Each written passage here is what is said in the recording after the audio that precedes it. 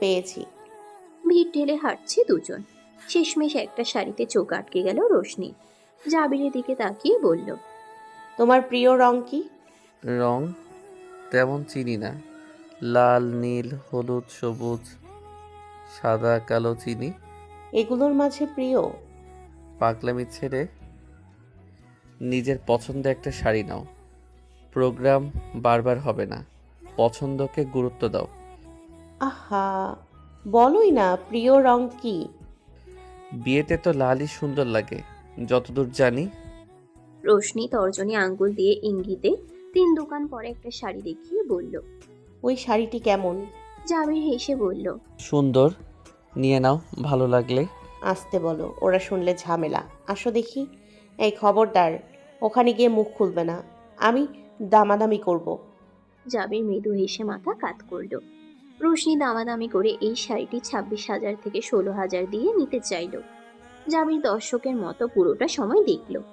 এক পর্যায়ে দোকানদার জাবিরকে বলল, ভাইয়া কিছু বলবেন আপারে? ঝগড়া করতেছে, এত কমে কি হয়? ব্যবসায় লাল বাতি জ্বলবে। জাবির রোশনিকে বুঝাবে এর আগে রোশনি দোকানদারকে ধমকে বলল, ভাইয়া কি বলবে? শাড়ি আমি পরবো, আমি জানি দাম। ভাইয়া পরবে নাকি? দিলে দেন, না দিলে নাই। এই ওঠো। বাধ্য হয়ে একরোখা রোশনিকে মেনে নিল দোকানদার। শাড়ি প্যাক করে দিতেই দুজন বাইরে বেরিয়ে এলো। জাবিরের দিকে তাকাতেই লক্ষ্য করলো জাবির তার দিকে তাকিয়ে আছে। রোশনি বিব্রত বোধ করে বলল। এভাবে তাকিয়ে আছো কেন? জাবির হেসে মাথা নেড়ে বুঝালো কিছু না। সোজা একটা খাবার হোটেলে ঢুকে বলল। দুপুরে কিছু খাইনি, ক্ষুধা পেয়েছে। রোশনি দোকানদারকে বকেই যাচ্ছে। দোকানদার লোকটা পাজি আছে, আর 2000 কমাতে পারতো। জাবির ব্রকুচকে বলে, আরও 2000? হুম। আমি তো ভেবেছি ভেতর থেকে মার খেয়ে বের হতে হবে। নাক মুখ কুচকে রোশনি বলল, ইস, এত সহজ? দিতাম না নাক ফাটিয়ে ওর। নিউ মার্কেট আসবো, দামাদামি করবো না, এটা কি হয়? খাবার চলে এসেছে। সাধারণ খাবার। রোশনিকে যত দেখে জাবির অবাক হয়। বাবার আধুনিক ফ্ল্যাট বাসে বড় হওয়া মেয়েটা কেমন অদ্ভুত গোছে। এসব মেয়েরা হোটেলে খায় এ ব্যাপারে জাবিরের ধারণা ছিল না। সচরাচর এরা লাঞ্চে পিৎজা, বার্গার, চিকেন খেতে পছন্দ করে। আর এই মেয়েটা হোটেলে এসে ভাত, ভর্তা, ডাল আর 2 পিস মুরগির মাংস অর্ডার করলো। জাবির হাত ধুয়ে এসে কিছু বলবে ভাবছে। এর আগেই রোশনি গলা নামিয়ে ধীর গলায় বলল, এখানে সব আমাদের গোছের মানুষ, খাইয়ে দেওয়া লাগবে না। সাদাসিধে মানুষগুলো আমাদের খোলামেলা প্রেম দেখলে লজ্জা পাবে। এর চেয়ে বিয়ের পর সবসময় মুখে তুলে খাইয়ে দিলেই চলবে, মনে থাকবে? জাবির হাসছে। রোশনি ভাত খেতে খেতে বলল, এখনো অনেক কিছু বাকি। তোমার শেরওয়ানি, জুতা, আমার জুতা, ওড়না, গহনা, ব্যাগ। যে শাড়িটি নিলে ওটা কি বসুন্ধরাতে ছিল না? কাজ সেম ছিল না, কিন্তু ক্যাটাগরি ছিল। ভিড়ের মাঝে এখানে এসে কেনার কি দরকার ছিল? 20,000 চেয়েছে বসুন্ধরাতে। ওদের মাথা নষ্ট। এছাড়া আমি কোন দুঃখে একটা শাড়ির জন্য এত খরচ করব, যেখানে আমি দামটা জানি। এটা বেশি সুন্দর। বাদ দাও, শেরওয়ানি পরবে নাকি প্রিন্স কোট পরবে? জাবির তার সহধর্মিনীকে দেখছে। যতদূর জাবির জানে এই মেয়ে রেস্টুরেন্টের মেক্সিকান ডিশের ফ্যান। সে আজ হোটেলে। শপিং এর ক্ষেত্রে এক দামের দোকান ছাড়া খুব একটা শপিং সে করেনি। তবে আজ কেন ব্যতিক্রম হচ্ছে? রোশনি পুনরায় প্রশ্ন করল। কি পরবে বললে না তো, কি বল? সম্বিত ফিরে বলল, এত কিছু তো চিনি না, একটা কিনলেই হলো। না, তা হবে না, যেটা মানাবে সেটা কিনবে। আচ্ছা, কোনটা মানাবে? আমি কিনে দিই। মাথা কাত করে ঈষৎ হেসে সাই দিল। হাতে শপিং এর ব্যাগ। আর পিছে পিছে ঘোরা আপাতত এই একটাই কাজ জাবিরের। এদিকে একটার পর একটা ফোন আসছে। প্রোডাক্ট ডেলিভারি, এক্সিকিউটিভদের ফোন, ইপিজেডে প্রোডাক্ট আটকে যাওয়া, পেমেন্ট ইস্যু। রাস্তায় এভাবে শপিং ব্যাগ হাতে যদি অফিসের কেউ দেখে হাসবে। এখন তারা জাবিরের শপিং এর জন্য একটা শেরওয়ানি দোকানে এসেছে। জাবিরের পিঠে একটার পর একটা ড্রেস ধরে দেখছে রোশনি। পছন্দ না হওয়াতে দোকানদারকে বলল, আপনাদের কাছে রয়্যাল কিছু নেই? এগুলো কি রেখেছেন? সব জরি, পুঁথি, ছাপড়িদের ড্রেস। জরির কাজেরও মান আছে, অথচ এগুলো লক্কর ঝক্কর। রয়্যাল কিছু থাকলে দিন, নতুবা বের হব। লোকটা চমকে গেল রোশনির খ্যাচ শুনে। রোশনিকে অয়ার হাউসে নিয়ে আসলো। শেষমেশ সব খুঁজে যা বের করলো সকলেই অবাক। দোকানদার বলেই ফেলল। ম্যাডাম, আপনার চয়েস আছে। রোশনি হেসে বলে, আপনার কাছে যদি কোনো দামি রত্ন থাকে, তার যত্ন আপনি অবশ্যই সাধারণ কাপড়ে মুড়িয়ে করবেন না। সেই রত্নের জন্য মখমলি কাপড় কিনবেন। আমিও আমার রত্নের যত্ন করছি। দোকানদার অবাক হয়ে বলল, এতদিন দেখতাম বউরা নিজেদের শাড়ির দাম দিয়ে কেনে, বরকে কোনো রকম একটা কিনে দেয়, নিজের শপিং মন মতো কিনে। আপনি দেখি তার উল্টো।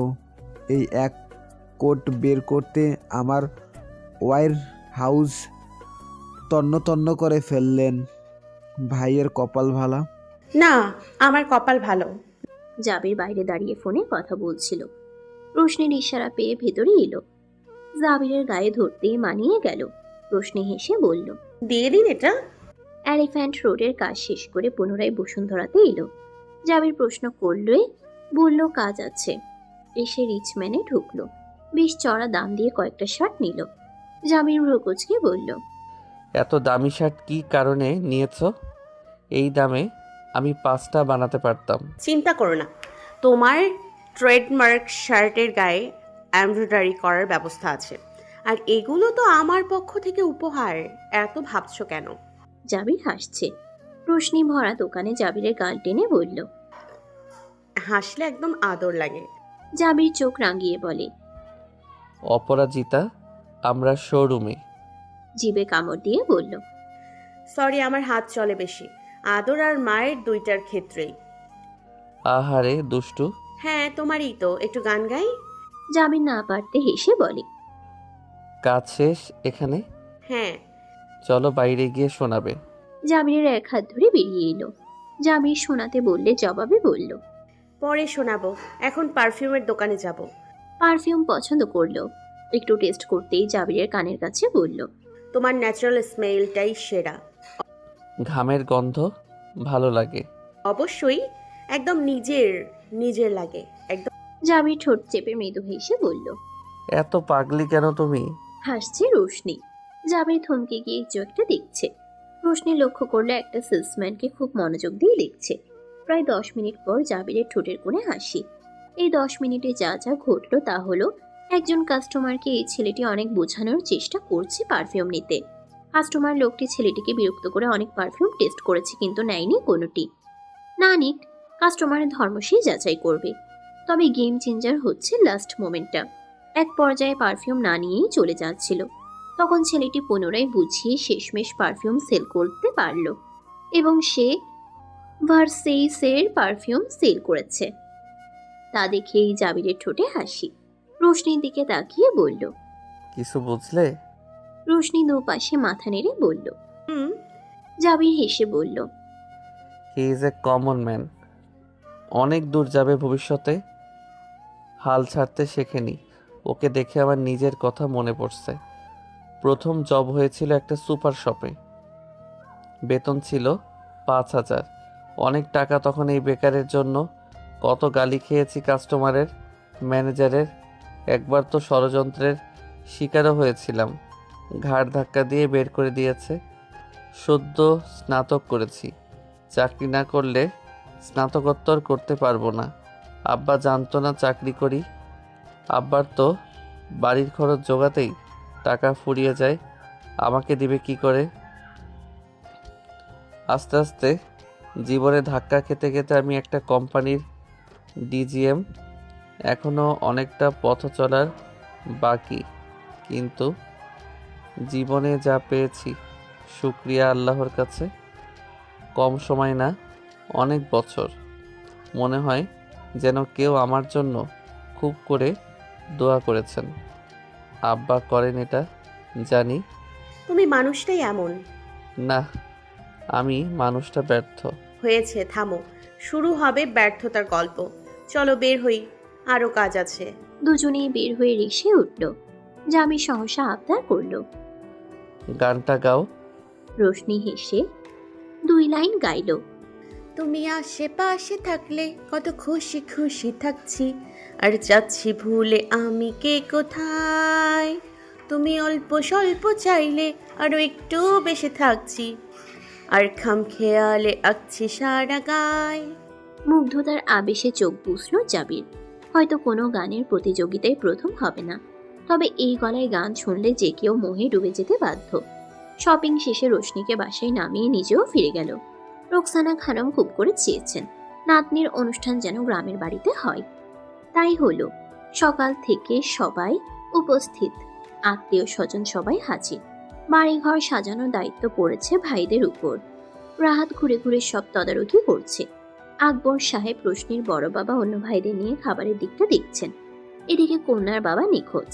সে গিয়েছে গ্রামের বাজারে সবচেয়ে বড় কাতল মাছ উঠেছে দিঘিতে, তা কিনে আনতে। এই কাতল মাছ দিয়ে জামাই বরণ করবেন, এটা তার স্বাদ। আজ চিত্রার বিয়ে বইয়ে হুমায়ুন হুমায়ুন আহমেদ কন্যা নোভা আহমেদের বিয়ে নিয়ে উৎসর্গপত্র লিখেছিলেন। আলাউদ্দিন সাহেবের মন চেয়েছে তিনি তার একমাত্র কন্যার জন্য একখানা পত্র লিখবেন। লেখক হলে বই লিখে ফেলতে নাচ অপরাজিতার বিয়ে। মাছ নিয়ে বাড়ি ফিরে বেশ মন খারাপ করে মেয়ের রুমে এলেন। সকালে কাঁচা হলুদ বেটে গায়ে লাগিয়ে রোশনিকে গোসল করানো হয়েছে। এতে নাকি গায়ের রং উজ্জ্বল হয়। মেয়েটার পরনে এখন একটা সবুজ পেরে হলুদ টাঙ্গাইল শাড়ি। বাঙালি ধাঁচে। জানালার কাছে দাঁড়িয়ে বাইরে চেয়ে আছে। আলাউদ্দিন সাহেব মেয়ের মুখের দিকে তাকিয়ে ভাবছেন, মেয়েটা চলে গেলে সে সারা বাড়ি একা একা কি করবে। এক সন্তান হলে বাবাদের দুঃখ, কিন্তু করার কিছু নেই, মহান আল্লাহর ইচ্ছে। রোশনি বাবাকে দেখে পাশে বসে কাঁধে মাথা রেখে বলল, আজ প্রফেসর সাহেবের মন খারাপ, তাই না? উপর নিচ মাথা নাড়লেন আলাউদ্দিন সাহেব। মাটিতে তাকিয়ে বললেন, একটা ছোট্ট পুতুলকে কাঁথায় মুড়িয়ে হাসপাতাল থেকে সাবধানে কোলে তুলে বাড়িতে নিয়ে এলাম। পুতুলটার গায়ের সাথে একদম এঁটেসেঁটে ছিল। বংশের আলো হয়ে ওঠা পুতুলের নাম দিলাম অপরাজিতা রোশনি। আস্তে আস্তে বড় হতে লাগলো। এক পা দুপা করে হাঁটতে শিখতে শুরু করলো আমার আঙ্গুল ধরে। কাঁধে চড়ে বেরিয়েছে কত। তখন গ্রামের স্কুলে সরকারি চাকরি করতাম। স্কুল থেকে ফিরলেই কোলে ঝাঁপিয়ে পড়তো। বড় যখন হতে শুরু করলো সবাই বলল পড়াশোনার জন্য শহরে ঢাকা পাঠাতে, সবেমাত্র দ্বিতীয় শ্রেণীতে। সেদিন সারা রাত কাঁদলাম। মেয়ে আমি একা ঢাকা দিব না, যতই হোক নিজের ভাইয়ের বাসায়। মেয়ের জন্য জমানো সঞ্চয় দিয়ে নিজের সম্পত্তির অংশ বেচে ঢাকা ফ্ল্যাট কিনলাম। গ্রামের আলিশান বাড়ি ছাড়লাম। চাকরি বদলে ফেললাম। সরকারি চাকরি ছেড়ে প্রাইভেট বিশ্ববিদ্যালয়ে চাকরি নিলাম। সেই সাথে নিজের উচ্চতর পড়াশোনা চালিয়ে গেলাম। কন্যার মা বলতো, এত আহ্লাদ দিও না মেয়ে, পরের বাড়ি চলে যাবে। বুক ফুলিয়ে বলতাম, দিবই না মেয়ে, আমার ঘর অন্ধকার হয়ে যাবে। প্রতি রাতে মেয়ের রুমে গিয়ে চেক করতাম গায়ে কাঁথা আছে কিনা। এখন কার রুমে যাব? আমার অপরাজিতার রুমে শূন্যতা থাকবে? পকোড়া বানিয়ে বকা খাওয়ার জন্য তৈরি থাকতে হবে না? হয়তো আর পকোড়াই বানাতে পারবো না। আজ আমার সেই অপরাজিতা রোশনি পরের ঘরে যাওয়ার সময় ঘনিয়ে এলো। এখন আমার অন্ধকার ঘরে থাকবো কি করে? বাবার পাঞ্জাবির কাঁধের পাশটা ভিজে গিয়েছে মেয়ের চোখের পানিতে। চশমা খুলে হাতে নিলেন আলাউদ্দিন সাহেব। দু চোখ বেয়ে পানি পড়ছে। গড়িয়ে পড়া পানিতে পাঞ্জাবির বুকের পাশটা ভিজে একাকার। অদ্ভুত বাবাদের ভালোবাসা, সন্তানদের জন্য কত শত ত্যাগ। বাবা মেয়ের এই মূল্যবান সন্ধিক্ষণ আড়ালে দাঁড়িয়ে দেখছেন মিসেস খেয়া। আঁচলে ক্রমাগত চোখ মুছেই যাচ্ছেন। স্বামীর কাছে এই মেয়ে অক্সিজেন। মেয়েকে ছাড়া নিজেও থাকতে কষ্ট হবে, কিন্তু মানুষটা যে নিঃস্ব হয়ে যাবে। বাচ্চাদের মতো করে এখনো বলে, আমার মায়েরা আমার পাশে না থাকলে নিজেকে এতিম লাগে। রোকসানা খানম কদিন পরপর ছেলের বাসা থেকে ঘুরে যান। মায়ের বকা খেয়েও 2 মাসের বেশি হলে অন্য ভাইদের কাছ থেকে মাকে জোর করে নিজের কাছে নিয়ে আসেন। আগামী 1 বছরের জন্য রোশনির প্রোগ্রামের পর রোকসানা খানম সোজা ছেলের কাছে অস্ট্রেলিয়া গিয়ে থাকবেন। অন্যদিকে রোশনি যাবে শ্বশুর বাড়ি। মানুষটা বোঝাতে পারছে না কষ্ট, মেয়েকে ধরে কেঁদেই যাচ্ছে। গ্রামের বাড়ির আনাজ কানাজ, গ্রামের রাস্তার গেট, সর্বত্র কাঁচা ফুলের ছড়াছড়ি, সাথে ঝিকিমিকি মরিচ বাতি, হই হুল্লা। এই যেন এক বহুদিনের জমানো আনন্দ আজ বারণ বাধা না মেনে উপচে পড়ছে। হলুদের স্টেজ বাড়ির আঙ্গিনায় করা, বাসার নানান রঙের কাপড়ের মিশেলে সাবেকিয়ানায় তৈরি। স্টেজের চারপাশে কাগজের ঝালর। রোকসানা খানম দাওয়াত দিতে কিপটামি করেননি। গ্রামে পার্লার থাকলেও তা শহুরে ধাঁচের নয়। এই নিয়ে ভাবিরা এবং বোন দীপ্তি খুবই চিন্তিত। সন্ধ্যা হলো হলো বলে অথচ সাজি হলো না কনের। রোশনির বড় ভাবি এসে বলল, আর দুশ্চিন্তা করতে হবে মেঘলা, কাছাকাছি চলে এসেছে, বাকি কাজ ওর। হাঁপ ছেড়ে বাঁচল সবাই। মেঘলা বড় ভাবির বোন, সাজগোজের ক্ষেত্রে তার জুড়ি মেলা ভার। প্রথমে আসার কথা ছিল না, পরীক্ষা ছিল। শোনা যাচ্ছে পরীক্ষার তারিখ পেছানো হয়েছে, তাই দুপুরেই রওনা হয়েছে। হলুদের রান্না প্রস্তুত। রাহাত ফোন করতে করতে গেটের কাছে এসে ছোট চাচাকে বলল, কি হয়েছে কাকা, মন খারাপ কেন তোমার? মানে আলাউদ্দিন সাহেব কিসের জন্য অপেক্ষা করছিলেন, উকিঝুঁকি মারছেন। ভাতিজাকে দেখে বললেন, অনলাইন থেকে একটা পার্সেল আসার কথা বুঝলি, এখনো এলো না। আমি তো ভাবলাম অপরাজিতাকে ওগুলো দিয়ে সাজাতে বলবো। মেকআপ অর্ডার করেছি। রাহাদের চক্ষু ছানা পড়া। চাচা নাকি রোশনিকে সাজানোর জন্য মেকআপ অর্ডার করেছে। চাচার সাথে নিজেও অপেক্ষা করছে। সাথে এসে যোগ দিল আরেক চাচাতো ভাই ফাহাদ। সাইকেলে চড়ে এলো ডেলিভারি ম্যান, হাতে একটা চারকোনা গিফট বক্স ধরিয়ে দিল। বিল পরিশোধ করে মেয়ের সাজানোর কামরায় রওনা হলো। পিছু নিল রাহাত, ফাহাদ। দরজা নক করে ভেতরে দেখলো মেয়ে, বান্ধবীরা, ভাস্তি ও ছেলের বউয়েরা সবাই রোশনিকে সাজাচ্ছে। সবার দিকে বাক্সটা এগিয়ে দিয়ে বলল, মা, এটা দিয়ে ওকে আজকে সাজিয়ে দিও। আমার অনেক দিনের শখ। মেঘলা বাক্সটা নিয়ে খুলতেই সব অদ্ভুত জিনিস বেরিয়ে এলো। কেউ কেউ এসব মেকআপ কোনোদিন চোখেই দেখেনি। রোশনি নিজের হাত দিয়ে একটা করে বের করতে থাকলো। বাড়ির বুজুর্গরা এসেছে দেখতে। রোকসানা খানম এগিয়ে এসে একটা করে নাম বলতে থাকলেন। এইটা তো আইব্রু, এটা কাজল। আমি খুব পড়তাম রে রোশনা। ওরে আলুরে, এই যুগে কুমকুম কই পাইলি? কুমকুমটা হাতে নিয়ে সে কি খুশি রোকসানা খানম।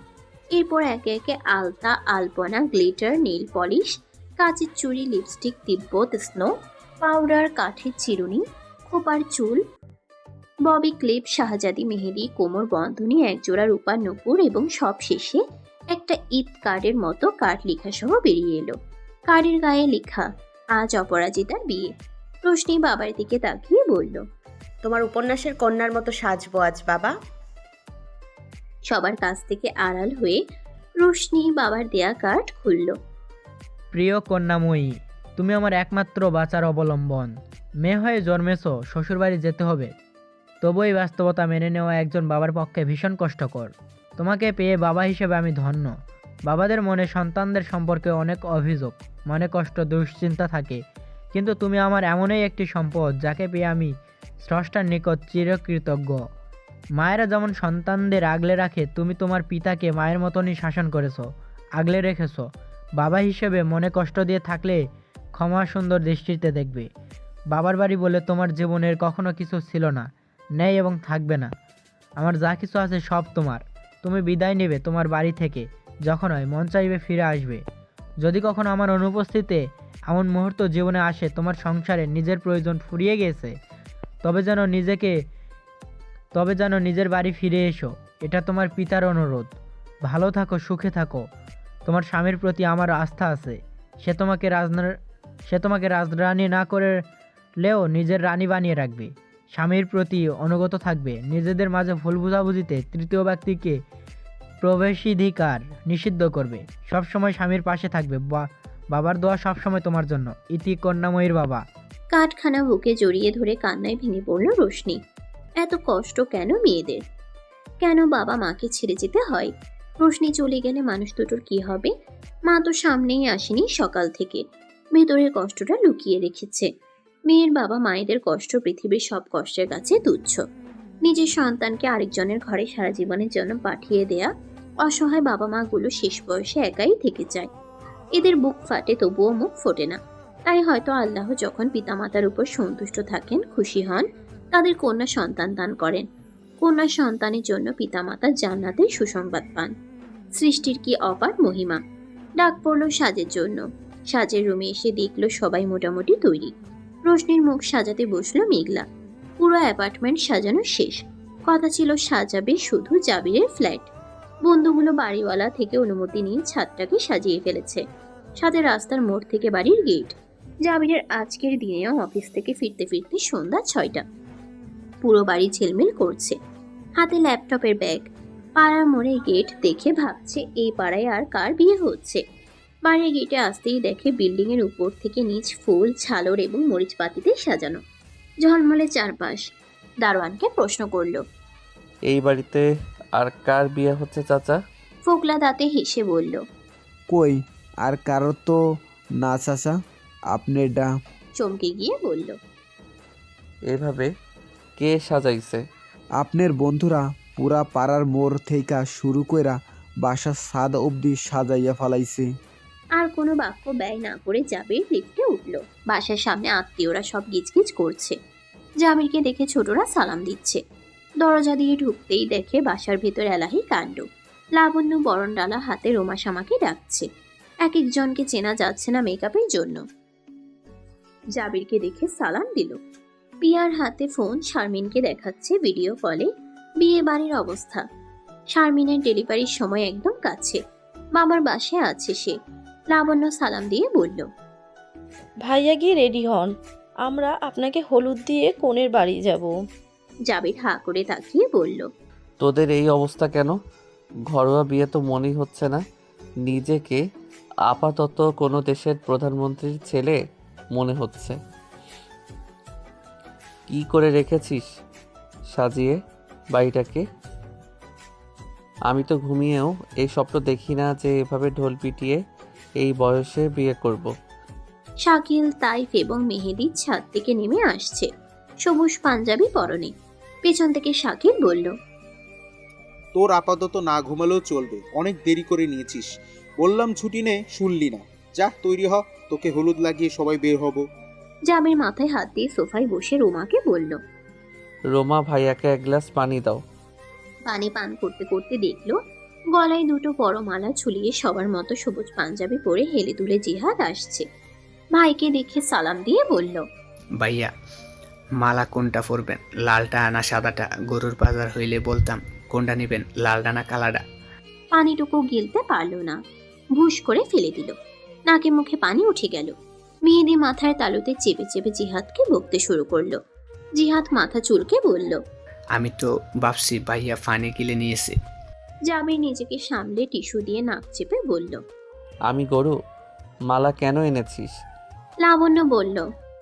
আহা ভাইয়া, আপনি এখনো সেকেলের মনোভাব নিয়ে আসেন।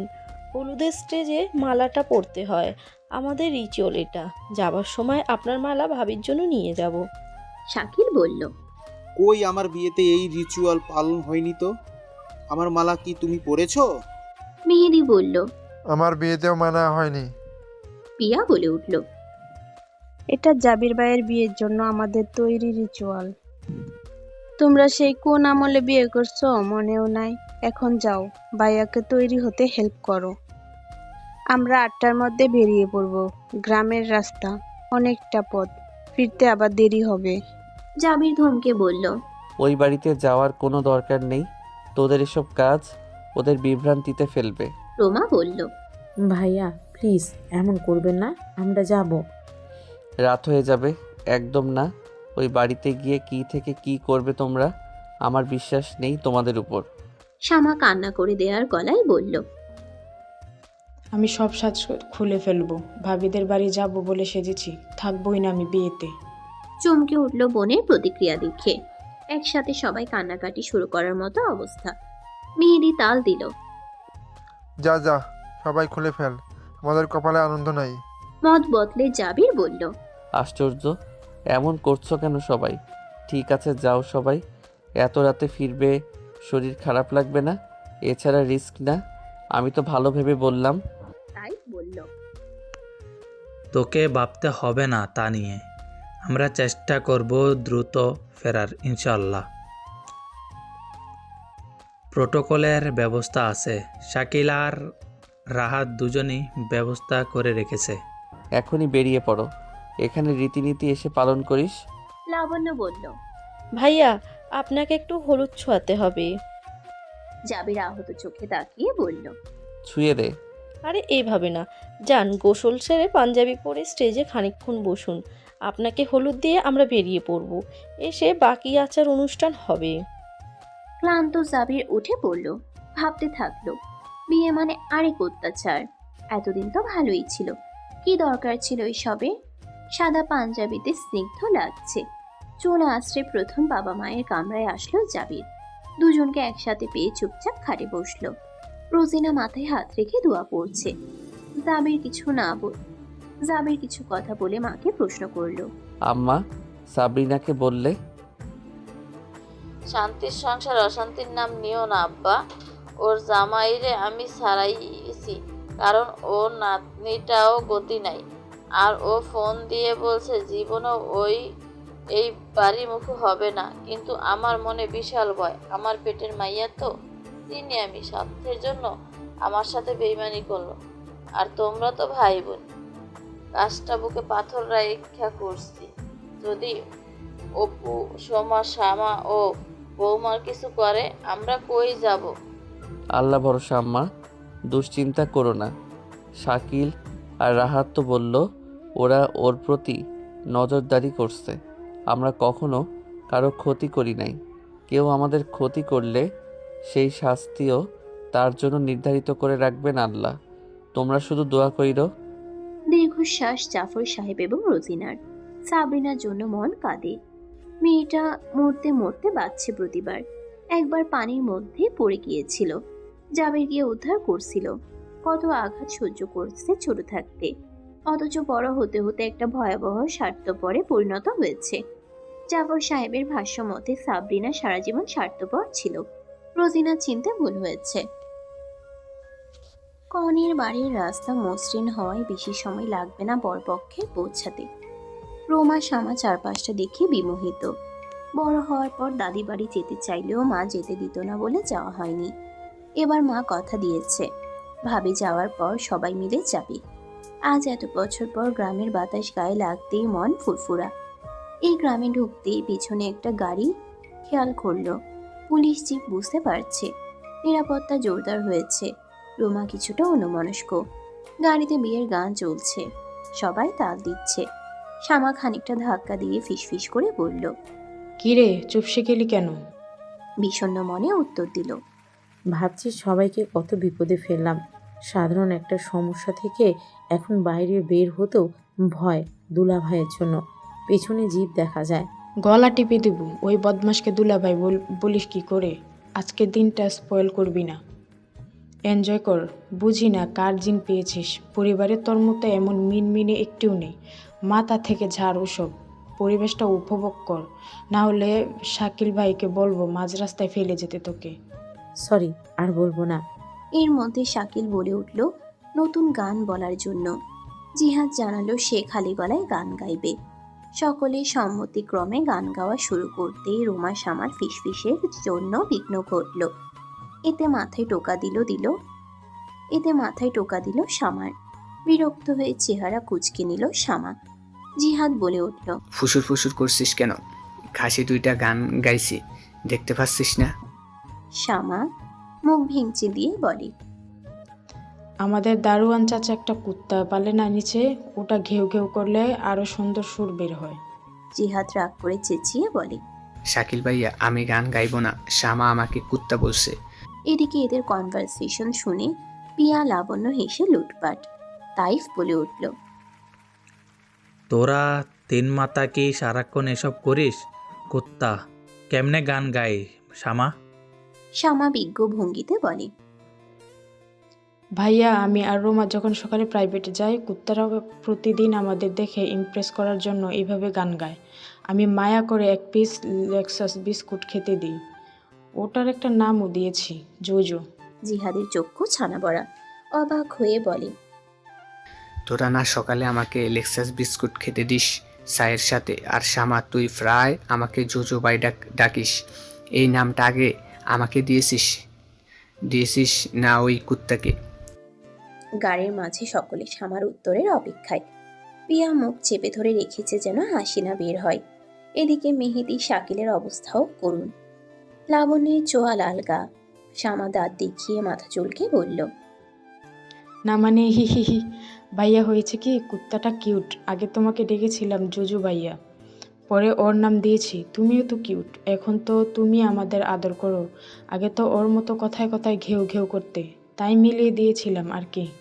রোমা দুহাত নাড়িয়ে বলে, ভাইয়া আমি এসব করিনি, জানিও না। এগুলো শামা করেছে। আমি বলেছি অন্য নাম দে, কিন্তু ও তোমার নামটাই দিল। জিহাদ মাথায় হাত দিয়ে বলে,